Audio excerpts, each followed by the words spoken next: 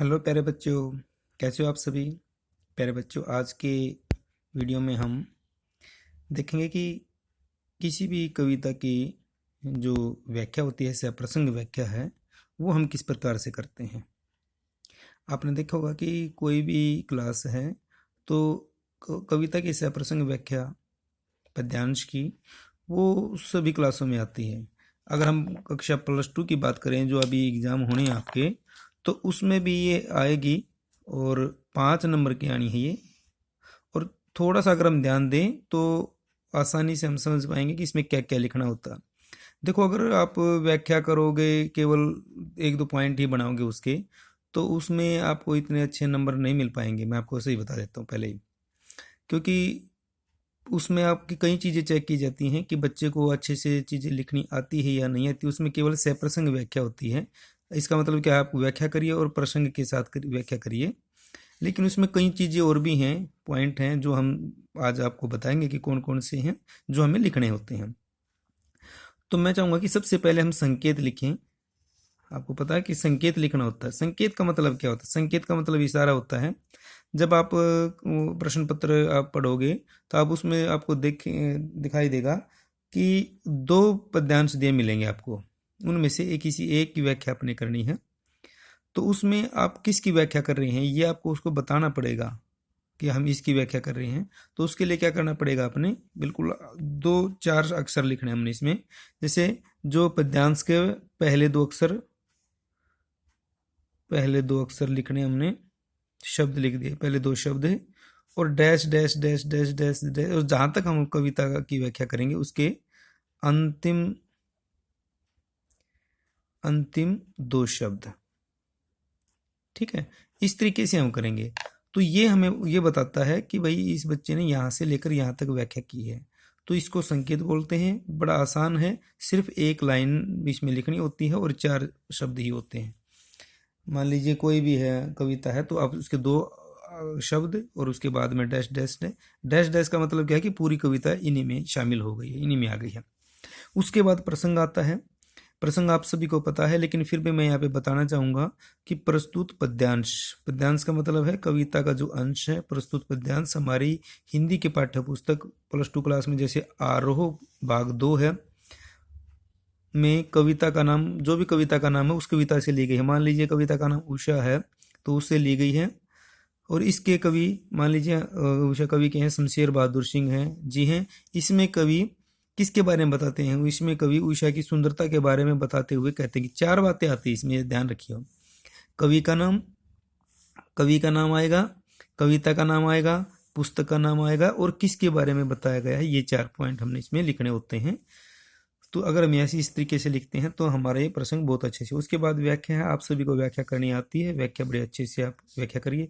व्याख्या का देखो आकार है ना, ज़्यादा बड़ा भी नहीं होना चाहिए। कई बच्चे बहुत बड़ा बड़ा लिख देते हैं, उसमें टाइम ज़्यादा लग जाता है और दूसरे क्वेश्चन हमारे छूट जाते हैं। तो व्याख्या ज़्यादा बड़ी भी ना हो, ज़्यादा छोटी भी नहीं हो। उसके बाद अगला पॉइंट हमारा, जो तो चौथा पॉइंट है, वो भाव सुंदरिय का है। वैसे तो इनको विशेष में लिख देते हैं, बहुत सारे विशेष में भी लिख देते हैं, इन दोनों को विशेष में आ जाता है। लेकिन मैं चाहता हूं कि क्योंकि 5 नंबर का है तो हम 5 पॉइंट बनाएं। पहला संकेत, दूसरा प्रसंग, तीसरा व्याख्या, चौथा भाव सौंदर्य। इसमें क्या होता है, इसमें पूरी जो व्याख्या है उसका भाव क्या है पूरी कविता का, उसमें हमने लिखना होता है। 1-2 लाइनों में होता है। ये आप सभी को पता है कि इसमें क्या, जब आपको व्याख्या करते हैं तो आप उसका निचोड़ है जो उसका, वो आप इसमें लिख सकते हैं। उसके बाद है 5वां पॉइंट है, वो शिल्प सौंदर्य होता है कि भाई इसमें व्याकरणिक दृष्टि से या उसकी भाषागत दृष्टि से क्या सुंदरता है। तो इसमें 3 बातें हम इसमें लिख सकते हैं। एक तो भाषा के बारे में लिख सकते हैं कि भाषा जो है कौन सी है। जैसे खड़ी बोली है, आधुनिक जो कविताएं हैं उनमें खड़ी बोली का प्रयोग किया गया है। अगर हम तुलसीदास जी की है, जैसे रामचरितवाणी है, तो वो अवधी भाषा है। अगर सूरदास जी की है तो वो ब्रज भाषा का प्रयोग करते थे। हम इसमें ये लिख सकते हैं कि भाई इस खड़ी बोली का इसमें प्रयोग किया गया है। दूसरा ये है, ये सभी में आप कर सकते हैं। ये ऐसा है कि हर जगह पे आपका आ सकता है क्या, कि तत्सम शब्दों का उचित प्रयोग किया गया है। देखो हर एक कविता में तत्सम शब्द तो आते हैं। तत्सम शब्द आप समझते हैं ना, जो संस्कृत के शब्द होते हैं हिंदी में प्रयोग होते हैं, उनको तत्सम शब्द कहा जाता है। और कोई भी कविता ऐसी नहीं है जिसमें तत्सम शब्द ना होते हों। तो ये हम रट लें, ये तो लिख ही दें, तत्सम शब्दों का उचित प्रयोग किया गया है। भाषा आप देख लीजिए कि भाई खड़ी बोली है कि अवधि है कि ब्रज भाषा है या कबीरदास की जैसे सदुकड़ी भाषा है, खिचड़ी भाषा है, आप वो लिख दीजिए। उसके बाद तीसरे में हमें इसमें अलंकार लिख सकते हैं। अलंकार आपको अगर छांटने आती है तो अच्छी बात है, नहीं तो अनुप्रास अलंकार तो आप लिख ही दीजिए। देखो मैं ये नहीं कहता कि आप बिल्कुल जो मैं भाई केवल अनुप्रास ही लिखिए, लेकिन जो और अलंकार अगर आपको दिखाई देते हैं तो वो भी आप लिख सकते हैं कि इसके कारण यहाँ पर ये अलंकार है, रूपक अलंकार है या उपमा अलंकार है, जनु जानो मनु मानो इस तरीके, या उत्प्रेक्षा अलंकार है या सासेसी है तो उपमा अलंकार है। अगर कुछ भी आपको समझ में नहीं आ रहा तो आप, सॉरी मैंने यहाँ पर अनुप्रास लिखना था, अनुप्रास, तो आप यहाँ पे अनुप्रास अलंकार लिख भी सकते हैं कि भाई अनुप्रास अलंकार का प्रयोग में किया गया है, क्योंकि अनुप्रास अलंकार हर जगह पर मिल ही जाता है, हर लाइन में या कविता में मिल ही जाता है। तो प्यारे बच्चों, इस प्रकार से आप व्याख्या करेंगे तो बहुत अच्छे आपके नंबर आएंगे। इसमें देखो 1 2 3 4 और ये 5 पॉइंट आप बनाइए और अच्छे से अपनी व्याख्या करिए, और इस तरीके से आप बढ़िया नंबर आप ले सकते हैं।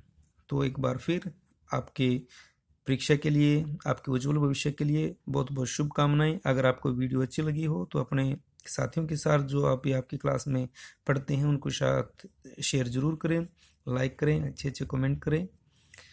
ठीक है, ओके, धन्यवाद। जय हिंद, जय भारत।